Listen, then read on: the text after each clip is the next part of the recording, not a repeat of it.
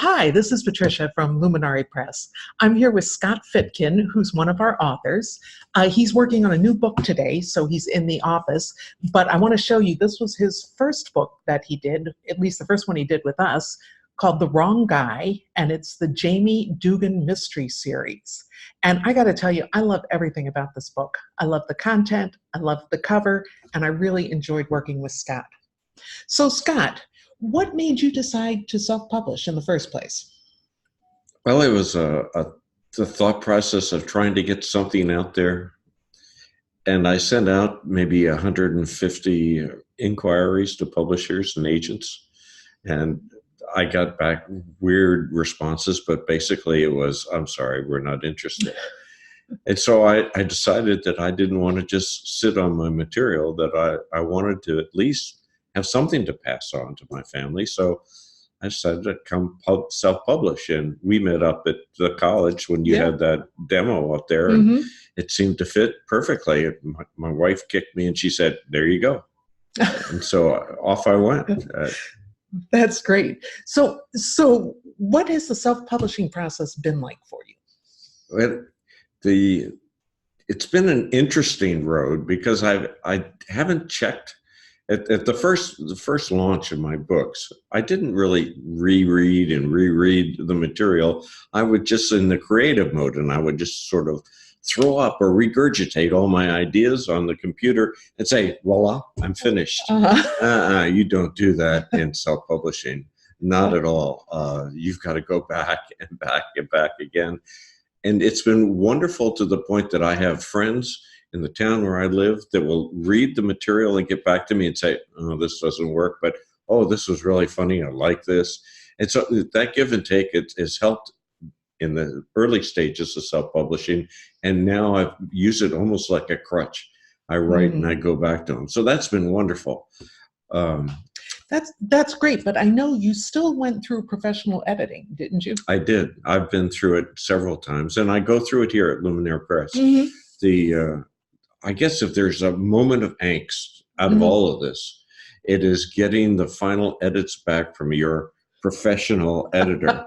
When it comes, I sit in front of the computer and I look and see the file and I go, "Oh Lord, I need a couple of Jamisons on the rocks," or what have you, just to start this, and I let it fester for a couple of days like a bad sore, and then I will just go through it, and it's fairly easy. I like the process we do now here. It's really easy that you get the comments page, and then I get this warning: don't look at all the edits that are off the side that we did because we had commas, misspellings, and run-on sentences. We fixed all that. What you need to do is answer these content questions. I'm glad to hear you say that, because we've worked we've spent a lot of time on that process about helping authors understand editing. I'm a writer. I'm a professional writer. I hate when I get edits back. Oh, I do too. Can't stand it.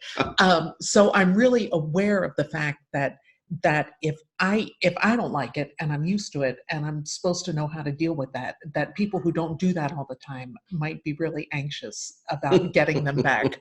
So thank you for saying that, because we've worked really hard to make that process as good as it can be for authors. That said, it's never a great process, but my feeling when I was being edited, mostly when I was working at the magazine, and somebody would send me something back with markups, my assistant editor, I always felt like she saved me from myself. Like she saved me from being embarrassed and publishing something that would embarrass me. And I hope that that's the same thing we can do for our authors. So thanks for bringing that up. That's an interesting segue into that. So what has surprised you the most about the process of publishing? Well, it's, as I alluded to earlier, it's not that I can be creative and just release it like a bird. It doesn't go like that. That you really have to be a little anal when you finish writing. There was a process that I learned as a consultant, is that you get all the ideas and you throw them all up on the wall. And then, there's no bad idea. You just take all the ideas, put them up on the wall, and then you begin to categorize them and then get rid of them.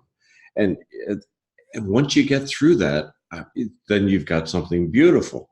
And it's going through the minutia to get to the beauty after you've thrown your creative ideas against the wall, so to speak. That was the most surprising thing. It was that how many times did I need to go back and edit?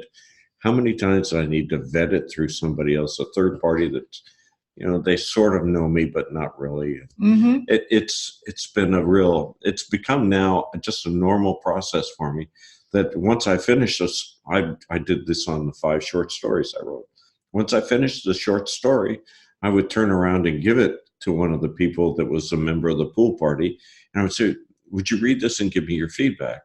And she too was an editor, and she would read through it and give me her feedback.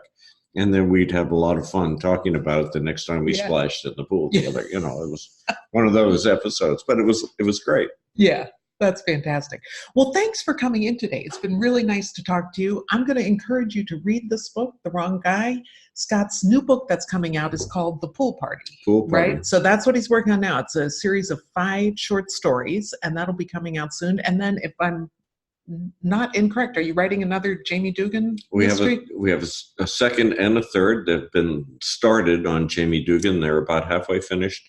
And there's another short story that you already published for me called Family Man. That's right. Where we spent all that time on the cover. We spent, it's a great cover. Look it up online and see if you can see it. Scott, thanks for spending the time with me today. It's been great talking to you.